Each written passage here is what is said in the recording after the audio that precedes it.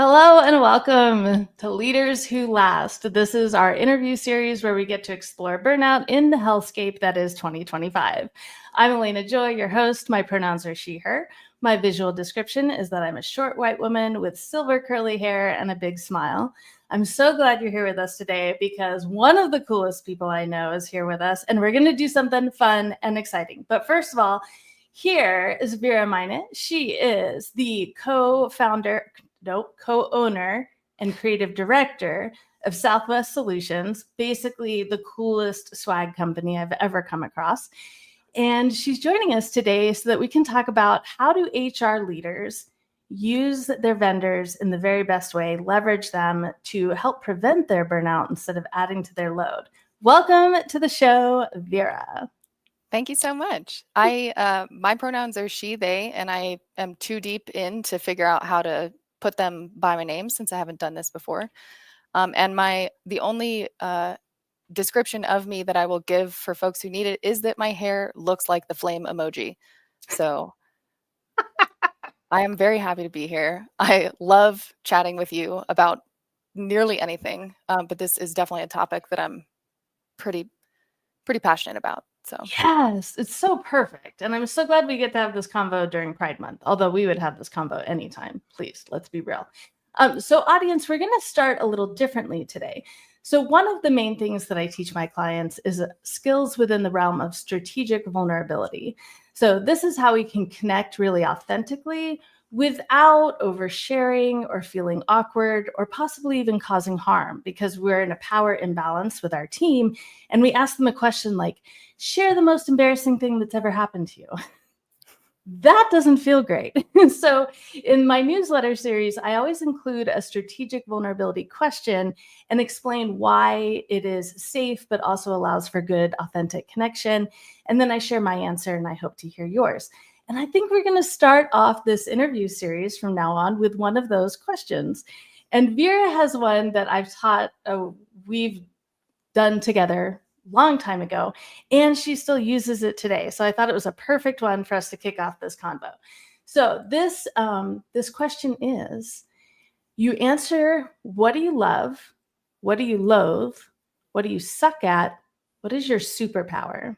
So it's LLSS. And so I'll go first, and then I'm so excited to hear from Vera. So I love fly fishing, and I can't wait to do a ton of it this summer.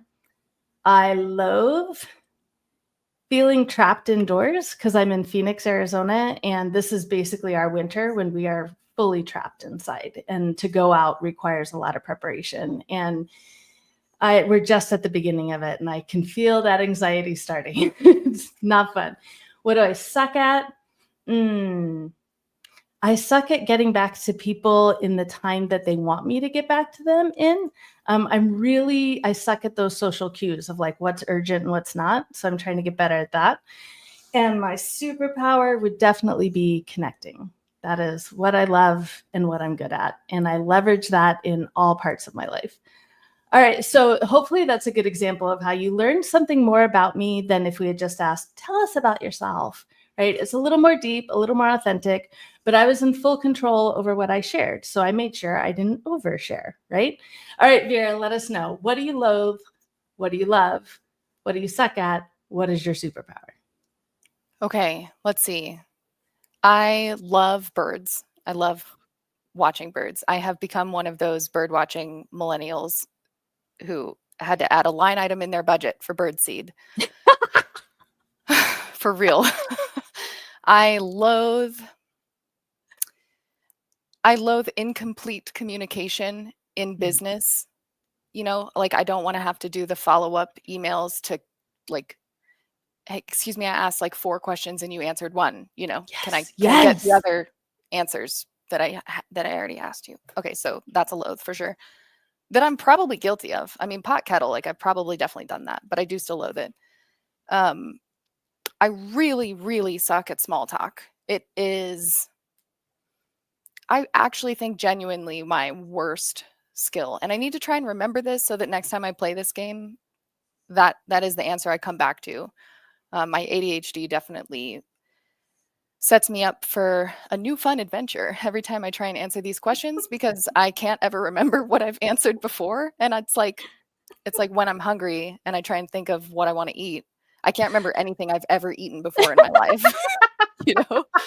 So I'm like, what do I suck at? God, I don't know. Who am I even? I can't remember right now. So small talk for sure. And my superpower is, I think I think the broadest term is empathy, but that feels a little trite. But I really think what I'm best at is putting myself in the shoes of my clients and their audiences, and then translating that specific brand of empathy through the language of promotional products. It's a really specific superpower, but I am weirdly good at it. And that is what helps me make memorable merch for my business. So It well, absolutely is your superpower. And recently, in different classes that I've had last week, we were talking about non-binary thinking and how it really is like the root of empathy, because the ability to say, okay, your reality is not my reality, as if you're working with a client, right? Like, I don't work in your business and I don't really know your clientele. But the more I can connect with you, the more I can understand it, the more I can put myself in your shoes and in the shoes of your clientele or your employees. And that's going to make what I do for you more effective. So, yes, your empathy is absolutely a superpower. For sure. So let's get right into that. So I mentioned earlier that Vera has done that love, loathe, suck superpower with some new conversations and new people. Tell us about that, Vera. How have you used that tool? so I've primarily used that tool, I think mostly when I've been the vendor, because I think that, so with my clients, I really should play it with my vendors as well. I feel like I'm a walking double standard right now. I'm realizing live on air. So, but when I'm the vendor, I feel like vendors are so often reduced down to like just the deliverables of whatever their business is. Like it's so Mm. easy to just forget that the person that you're working with, that vendor, is a human being. And when we humans understand each other even just a little bit more, or when we have an appreciation for like the wider, you know, picture of them as a human, it makes working with them not only more pleasant but like more effective. So the times that I've deployed that is when I feel like I am a vendor who is being reduced to just a transactional relationship, and I want to change Mm. that. So it has worked so phenomenally. In fact, like the first time I did it, the person responded. She was like, "You know what? That was amazing." That was genuinely, I can't believe I forgot to tell you, EJT. I definitely should have said something. She was like, "That was amazing. It's so easy to forget to be a human being in business." Mm. And that just like brought me back to being a human and what's important. And I love that. And thank you. And I was like, wow, what a gift, even if this relationship doesn't go anywhere in a business capacity. Like, I feel like we just shared something special, and it kind of gave And me hope. it's so critical to literally preventing burnout. Like if we're showing up to sales call after sales call, right? If we're pushing ourselves as a consultant or a vendor, or if we're trying to solve problems for our company as an HR leader, we're showing up to all these meetings, talk about draining. And imagine if we had a device where we could incorporate authentic connection in each one of those meetings and really return to that humanity that you were talking about. Like that is not draining. In fact, it's filling for Right. so many people. Now, I do think one of the things we wanted to talk about was for HR leaders to fully leverage their vendors, it's important for them to know what their strengths are and where they need extra help, because those are going to be the vendors that you're going to want to have a much more human relationship with. Right. So, for example, I talked to an HR leader yesterday and he was like, yeah, there's kind of two kinds of HR leaders. I don't think it's that subjective, but it's an interesting point for the conversation that there's an HR leader that lends towards the tech, towards the background, towards like the HRIS and the payroll and right, kind of the background tech stuff, the data. And then you've got the HR person who's more extroverted, who needs to really connect with the employees in order to feel fulfilled with their job, right? But that might be really draining for the first person and vice versa. And so knowing kind of which HR leader you are, knowing what fills you and what drains you, and then finding the right vendors to help you with what drains you, it's kind of a critical component, I think, for these poor HR leaders. What do you think, Vera? Yeah, I completely agree. I mean, when I think about what do I do with the knowledge of the many things that I suck at, as a business leader, that data really just informs who do I need to hire or who do I need to sub something out to? Like, what do I need to look for in a partner of any kind?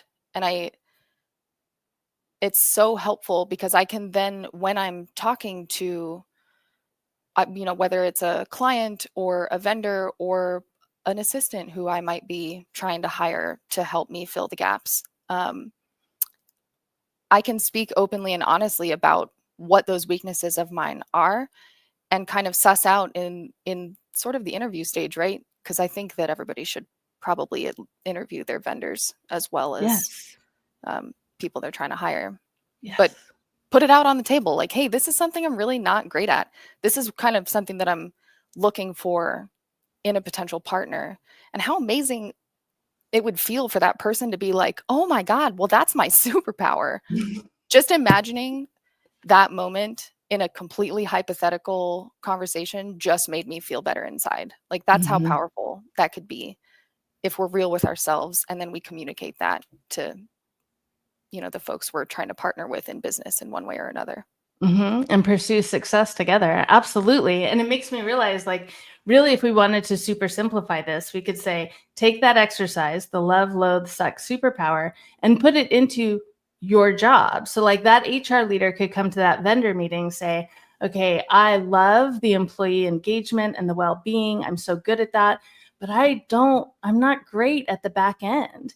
And I loathe lack of communication, or when I ask you 4 questions, but you only answer 1 back, right?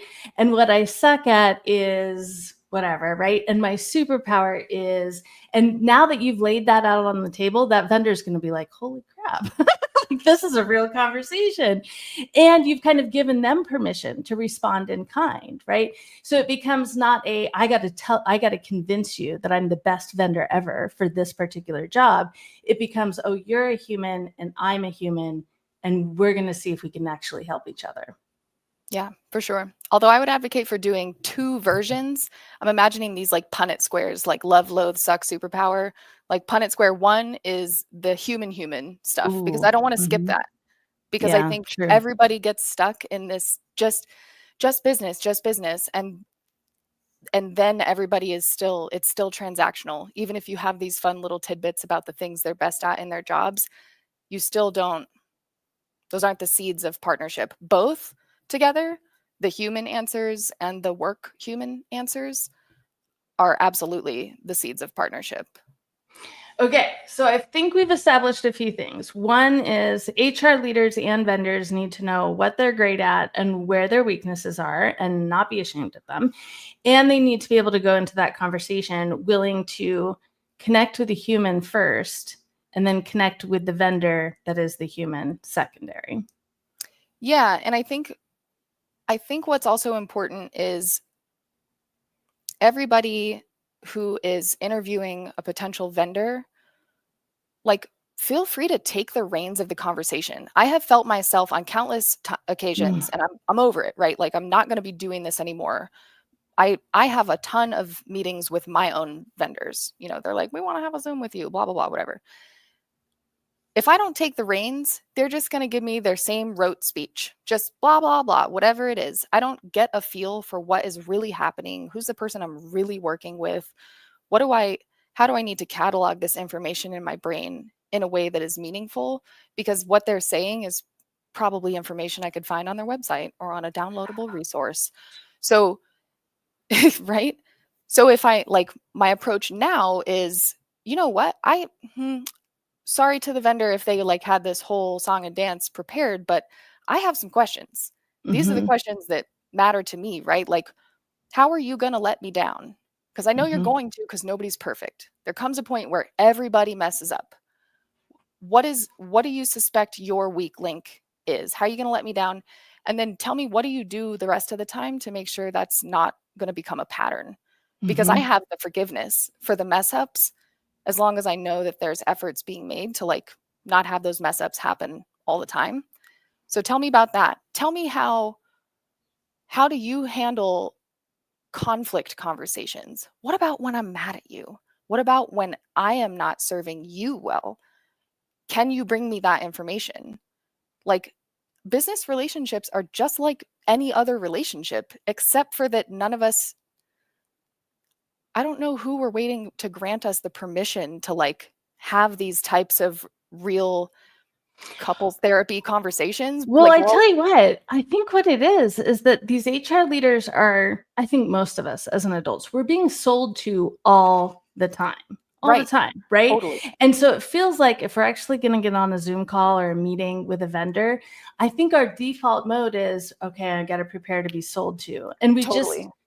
we both, the vendor and the leader, goes into that conversation with the sales in priority rather than the connection in priority.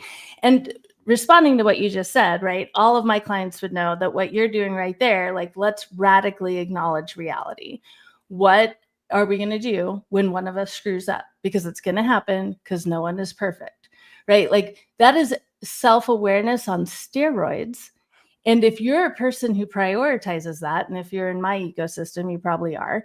If you have a vendor who can't engage in that That's data conversation, you need to know that is data you to need to move know. forward with maybe a different path. That's right. Yes. That's Yeah. right. I think where Yeah. this gets a little tough for me is when you engage with vendors who, say you're talking to a payroll company and they have their outside salespeople, and those are not the people you're going to end up, talking with on the day Ooh. to day. I have no idea how to navigate that. I know that I run into that as a customer all the time because I work with vendors that are really large, and the boots on the ground customer service people, who I'm certain somebody among them is the gem that I need to talk to and have a relationship with. I don't know how to find them. That's not that's not how the structure is built. And I literally do not have an answer besides, in my case, I try and meet the higher ups when I'm at industry conferences and find out from them who's the gem. Who is it? Like, who do I need to be talking to? Which is exhausting. Okay, so what I'm hearing from you is that vendors who are in that situation where they're selling a product that they're not providing the customer service for, the follow-up customer service, they need to go into the conversation with you knowing who the gem is. Like, they need to do their footwork because that makes them stand out, right? For them to Right. be able to say, yes, we're this massive company, and for support, you're not going to be calling me, you're going to be calling this 800 line. Here's the extension you press to get the Right. best customer service possible. Or like, Like, here's the pro tips. Here's what to mhm. say to be heard. That would, oh my God, any salesperson who, I mean, think about this like you're constantly being sold to feeling, which we're all familiar with.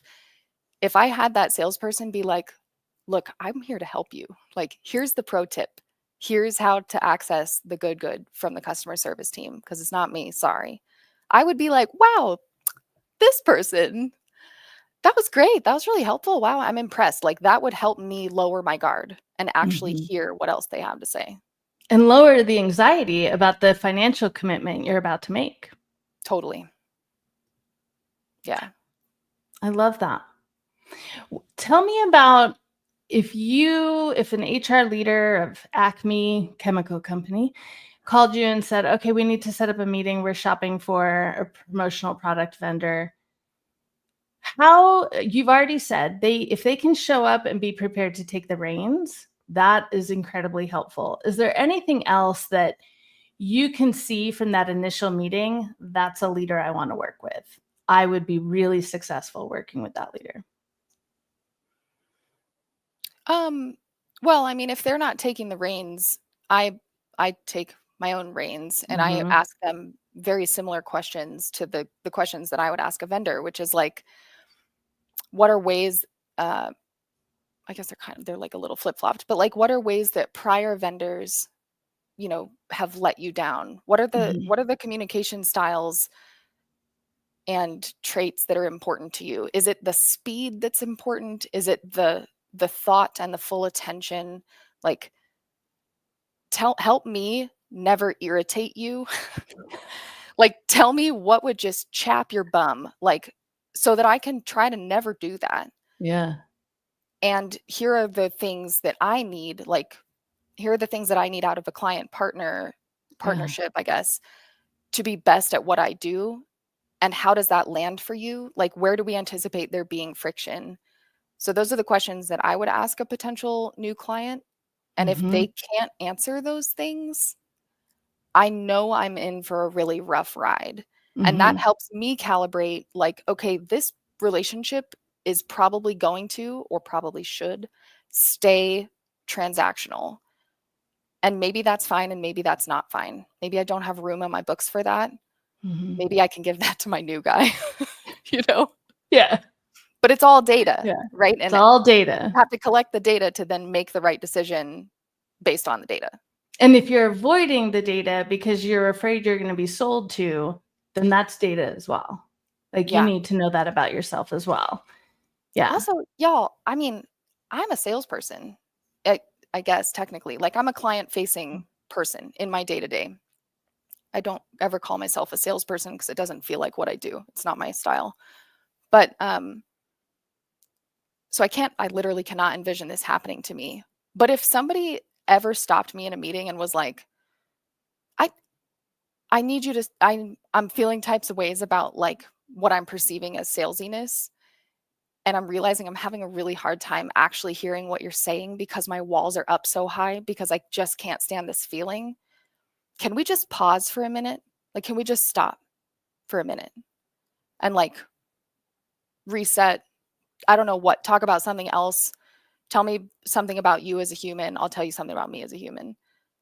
I would be just floored and Mm. delighted to be able to like, I mean, especially me, because I'm not trying to be that way. So if that ever happened, I'd Mhm. be like, God bless, what a gift that you've just given me to help us get back into alignment together. And I didn't even know we were out of alignment. You Oh can't my fix what you don't gosh. know. Audience, do you see why this is such a great conversation with Vera and why you would want to work with someone like Vera? Because when those kinds of things are valued, it's not draining. I don't know another way to say it. Like it doesn't take willpower, to get through that conversation. You don't have to like steel yourself before that call with that person, right? You can actually look forward to it because you're going to connect and you're going to be a real human for maybe the 1/2 hour out of your entire day. Yeah. So powerful. So, one other question I wanted to talk about for HR leaders and their vendors. I remember the first interview I did in the series was with Temba Dayton. He provides benefits and medical benefits and such for companies. And he knew so clearly, he was like, I know that if it's a company between this many employees and this many employees in these states, I'm not only going to save them money, I'm going to reduce their workload. Like, because of the specifics, he knew that. And so, do you think it's valuable for HR leaders to look for vendors who, I don't know, are so specific, can provide such a specific service to that HR leader that it will save them money, it will take work off their plate? Like, should HR leaders be looking for a match like that, or do you think that's too specific? No, I think they absolutely should be looking for a match like that. I So think, help me extrapolate. Like, what would that be for you? Because I only have that one example. gosh, well, I mean, I don't know if I have an extrapolation that works for everybody, but I have the extrapolation example that I'm living right now, which is that I'm searching what feels like from here to Mars for the perfect software integration partner because I Mhm. have a really unique setup, and there's a lot of software integration partners. a lot, and they all have very lovely marketing, right? Like everything is so squeaky clean and perfect sounding. And I don't know how to pick from all of them. And so I'm Does like, that sound familiar to all of us? That sounds yeah. familiar. Yes. I'm like scheduling meeting after meeting, and just the dread builds with every subsequent meeting where I'm like, God, just this that wasn't it. I want it to feel like boom, that's it. So I think the more specific vendor, like the more specific you look for, and from the vendor side, the more specific you can be in terms of communicating what you're best at.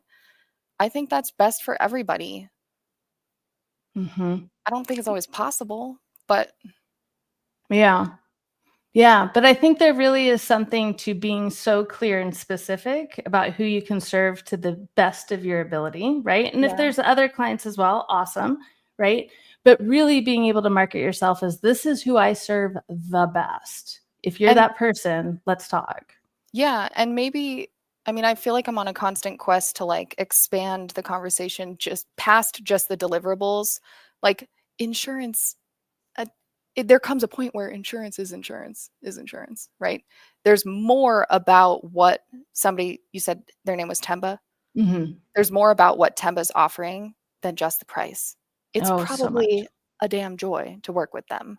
Hmm. And so if vendors are in a situation where they can't really be very specific, I have a bit of a hard time being specific for my business. Good We point. do so much. Yeah. But what I know that we are good at is outside of the realm of just the deliverable itself. It's not just the promo product, it's the experience of working with us, it's the human moment. So I think, from the HR leaders side, knowing like, hey, yeah, I want to like burn the building down when I call and you take 4 days to call me back. That just makes me crazy. And I just need somebody who's going to get me the deliverable that I need, that product, the whatever. But I really just need them to not take 4 days to call me back, because I know that that makes me murderous. Mm. Being specific in that way is amazing, because if somebody said that to me, I'd be like, "Ooh, honey, I'm notoriously bad at calling people back same day.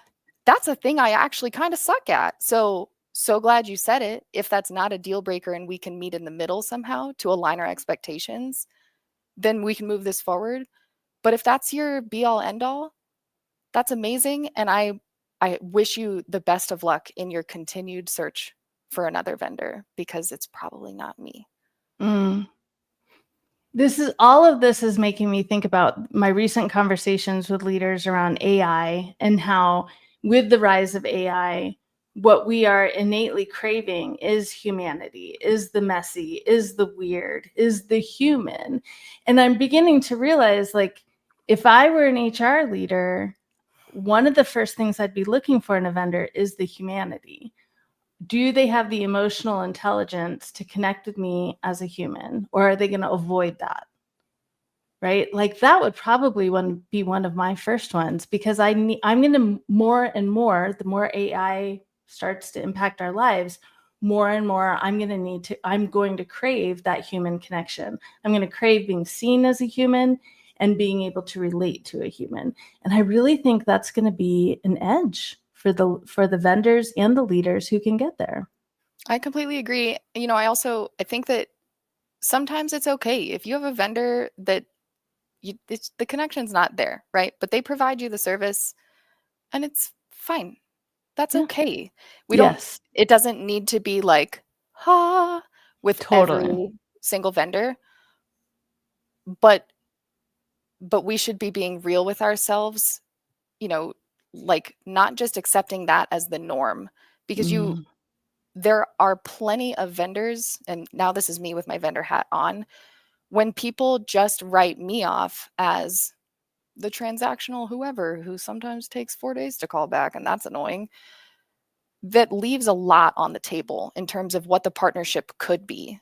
Like, my clients would be better served by me if we could align into a real partnership state. That's not something all of them want. It's not something that I want with all of them. mm. But I think that business leaders, HR leaders, really anybody who's ever going to be working with a vendor should sit down and think like, and potentially ask, right? I think that's a theme of this conversation. Just say the words, just ask, like, what am I okay with this being just transactional? What could I possibly be leaving on the table if I kind of leave it in that bucket in my mind? And this is the ask to the vendor. What does your most beautiful partnership with your, most aligned client, what does that look like? What's the like special treatment look like? Because I promise you, it doesn't necessarily have to do with the money spend. Sometimes it's just because the people are super aligned and have done the work to iron out all the little wrinkles in human communication. Yeah. Do you think would you be willing to share a relationship that you might have with an HR leader or another leader over people and things, operations, whomever, that is that fully maximized relationship? Like it is aligned and you've put in the time to create that connection, and that leader is getting everything out of you that is helping them to be a success. Can you think of one like that? You don't have to use names. I only have a partial example of that because there's an interesting pattern. The clients I have who I have that beautiful, like cool alignment with, interestingly, they are rarely in HR. So I don't know what the pattern is. I don't know what's happening. I don't know if maybe it's me, right? I don't know. I do have one HR group that I work with. It's a healthcare company, and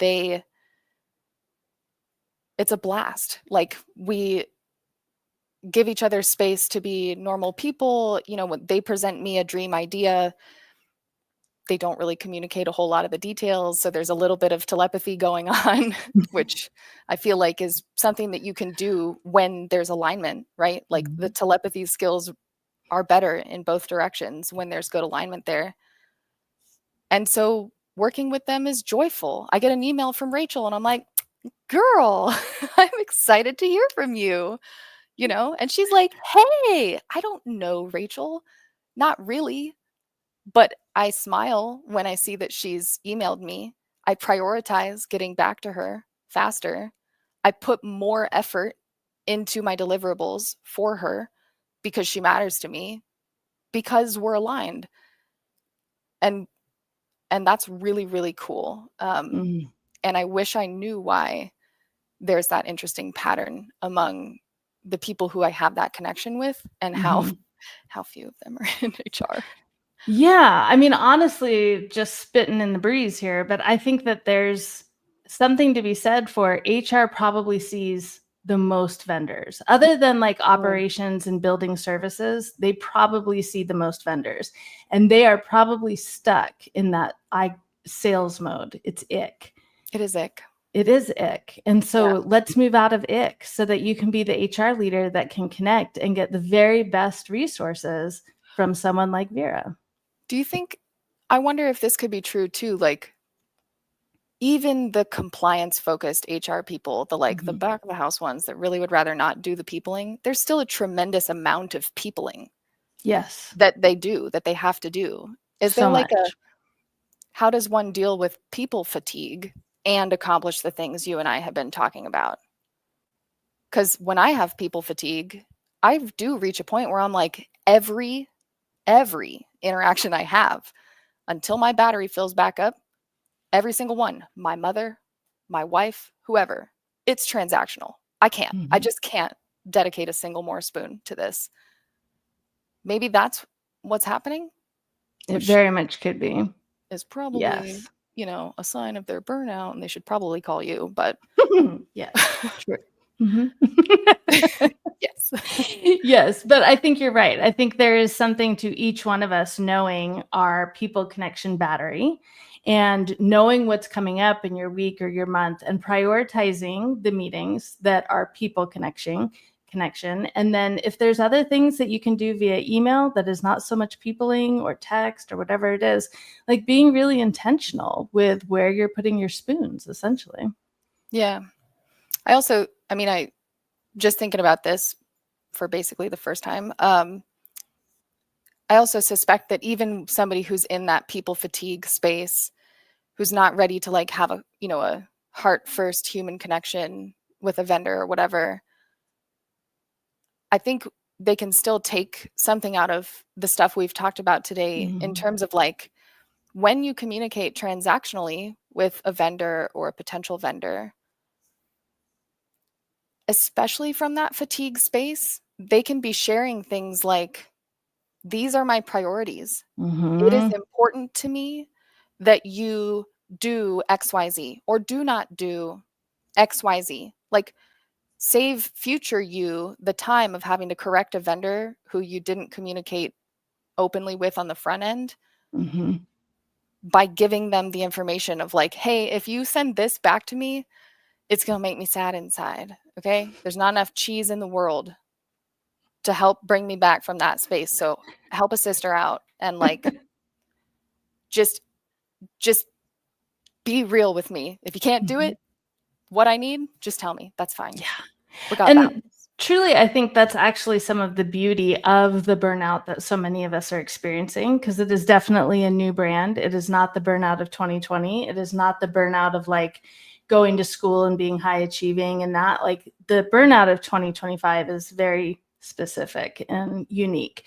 And I think that there's always beauty. There's always two sides of a coin, right? And I really think that the beauty in today's burnout is that it pushes us to a point where if we leverage it the right way, we will communicate so clearly, and for lack of a better word, we won't give an F about anything else. Like, the priorities is to just, these are my needs, these are my priorities. I don't have the capacity to deal with anything more. Can you do that or no? Right? Like, and I think that could be brusque and that could feel rude, but also that could be a gift. There's no agenda, there's no hidden text between lines, right? It's just, this is me, this is what I need. You're not a bad person if you can't provide it, but I need to know. Yeah. And that's a beautiful thing, I think. Yeah. And I think it's up to the vendor at that point, obviously to be direct in their communication back. Yes. I feel like this is an out loud real-time self call out. But if I received that type of communication from a customer who I've been having a hard, I want to connect with as a person because I know I can serve them better and more intuitively if I could just connect with them, and they're resistant for reasons that are probably very legit. I think that at that point, what I should probably do is let them know, like, I got you or I don't got you. One day I would love to connect with you as a person. Here's why. Like, here's what that difference could mean. Like, here's what us being more intuitively aligned, here's what that could bring to the table for you and the problems that could help solve for you. Let me know if you're ever in this space to make that connection. Okay, because we're having fun, and if you have the time, I'd love to ask you one more like business question, because I think you have a unique perspective on this. The hard sciences people, the engineers, right? When they're looking for vendors, if you were going after one of those, and we're laughing because Vera's wife, Cody, is an engineer in all the ways, in her brain, in her job, in everything. So if Cody had to go find a promotional products person, how would you be able to connect with someone who's not so intuitively into the emotions necessarily? Like, that word alignment, like that emotional alignment or intuitive alignment, that might not ring true for someone in engineering or some of the other sciences. Oh, yeah. So do you have any thoughts on how you'd approach that? I mean, I know. Yes, I feel like I should warn the watchers of this video that I very lovingly love giving engineers a hard time because they're very special, and I am married to one, and so I feel like, and not in spite of her engineeriness, right? Like, I love her exactly as she is, but I do feel like it gives me the right to kind of give them a hard time. But I do. I mean, I don't know if I have a solid answer for that, except for I don't compromise on who I am when her engineering colleagues call me, and I am certain that they're like, what the, that was unlike every other vendor conversation I ever have. Boom. You know, holy moly, that lady was spicy. That's probably what's happening in their head. And I'm fine with that, you know? Mhm. Yes. I still think they can probably answer some of the harder science things that I want to know. Like, what are the things that are most important to you and your company? Is it the communication style? Is it the price? Is it the aesthetic? Like, give me your priorities and I can work with that. And by the way, I try to have fun doing business and be a real person. So I look forward to getting to know you or not, whatever. Mhm. Yes, and I have found that the right ones, like, they don't compromise themselves either. They're Right. really like, "All right, I don't get you at all, but this is fun. Exactly. So, let's just keep going with this." 100%. And that's beautiful. Yeah. That is one of my favorite things when my clients and we're not the same at all, right? Like, we're super different in every single way. And none of us is compromising, and we're all having a great time. And compromising on who we are, right? There's Mhm. compromise in the Yeah, yeah, working with another human thing. yeah. But yeah, that's a blast for me because there's like that mutual respect and solid boundaries and stuff. Mhm, mhm, Whether mhm. they know that in their top of mind or not, those things are present. If those things are not present and I can feel that, right? If the mutual respect isn't there or the boundaries aren't present, even if they don't have the words for that because they're a hard science person and not a soft science person, that's data for me to then determine whether I want to continue the relationship in this way. Mhm, mhm. All right, so it is sounding like both HR leaders and vendors need to be radically aware of themselves and where they produce their best work and what they need to produce their best work. And they need to be ready to go into that conversation and put a foot down that this is not a salesy time. Like, Right. we're going to connect human to human and see if we can work this out, but you're not going to sell to me and I'm not going to sell to you. Let's just figure this out, right? And I think that there's also that remembering that you don't have to compromise who you are. I think it's so adjacent to the queer conversation of when we hide ourselves, not only are we draining ourselves because we have to perform, and that performance takes way more capacity than being real, right?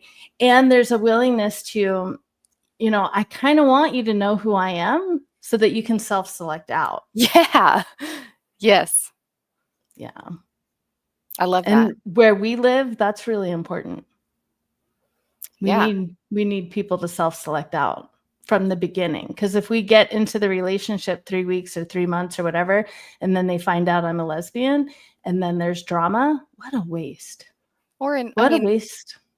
I'm lucky because Tucson, that's Mhm. way less of a danger for me. But I want them to know who I am because I don't want them to look up 3 months in and realize, wow, I hate Vera's communication style, or I hate, like, I don't know, there's something that I've determined that I am not okay with. If I could have been upfront about what I bring to the table and they could have said goodbye, back then, I'm not putting the reputation of my company on the line. Mhm. So sometimes Yes. it's a personal safety thing. Sometimes it's a business safety and reputation thing. Yes. I really think there's probably not a single use case where you could argue that it's not the right call to be transparent in those ways up front, to let But people self-select man, out. it is hard to like let that default, like the business mask comes up and that persona, and it's almost like it can feel like a protection method, right? Like you don't know the real me, and so if you're mean to me, it's not actually me, and I can brush that off, right? Or if you're rude to me or whatever it is. But man, that barrier can prevent so much coolness and so much success. It's a struggle. I know I have to, before every single call, I have to like remind myself to not go into that high fake voice and that fake smile and all the stuff, right? I have to be like, all right, my head's gonna bob, and that's okay because that's who I am. Right? I'm gonna Yeah. sit here and fidget because that Uh-huh. is what's happening with my body. Right? And if I try to stop it, then that's going to take capacity in my brain that I could Yes. be using to serve you. Yeah, totally. Yeah. I definitely What? Well, I was just gonna say, I think I have some privilege in that there is nobody who can fire me, right? My clients Mm, can fire me, but mm, I don't have bosses who can fire me. It's probably a part 2 conversation down the road of like, how do you deal with all these cool insights and things to think about within the context of a corporate hierarchy where not everybody above you necessarily vibes with this approach, and maybe somebody is trying to hold you accountable to that mask because they have not undone that within themselves. mhm. And how do you not burn out then? Oof. So part 2 Yeah. Part later. 2 for sure. For That'd be sure. cool. All right, this is officially the longest interview that we've done in this series, and I knew it would be, and it's been an absolute blast. And we will wrap it up with our last question that we ask every single time.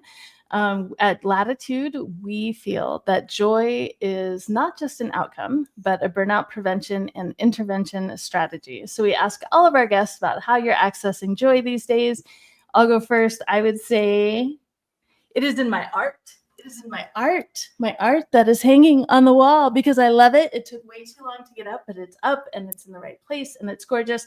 And it happens to be done by Vera's engineer artist wife, Cody. And I love it. It looks phenomenal. And I think I would think that even if I weren't madly in love with the person who painted it. It does I look get so good. compliments every single call I get on. Like Ugh. it's the first they say, "Oh my gosh, your hair," and then they say, "Oh my gosh, your art." That's so cool. It really is. It really is. Vera, how are you accessing joy these days? How am I accessing joy these days? Well, there's currently some headlines going across that are really joyful to me. This has been a very fun first 6 days of Pride Month, and I don't normally like Pride Month. So there's that. I am looking forward to monsoon season because one of my favorite joyful activities, it's twofold, but they both have to do with monsoons. It's lying on the dirt, letting the rain hit me in the face. Just like that is the most magic ever. And it's so joyful that it like fills up the joy battery for like weeks. And the other thing is pulling weeds in saturated rain. Mm. Oh my God, I love it so much. It's like everything that I don't know, like everything that's uncertain in my life goes away in that moment because of the certainty of pulling that ragweed that like makes me suffer out of the ground. And it's not even that hard. Ugh, I'm like, I'm a giantess of productivity and connected to Mother Nature. It's the best joy. And you get to see the change that you Yes. made right then. It's like I can't wait. immediate gratification. It's a beautiful thing. I can't wait. Yes. Vera, thank you so much for joining me today. I really appreciate it. This has been joyful for me. Total pleasure. All right, audience. I can't wait to see you back next week. We are going to be chatting with Melissa Cordero, who is an incredible activist. She is a veteran, she's queer, and she is fighting for those veterans, especially for the ones that are being threatened with deportation or getting their healthcare taken away. It is a time, and I'm so excited to be able to chat with her. All right. Thank you. I can't wait to see you next time. Have a wonderful weekend, fam. Be good to yourselves. I appreciate you.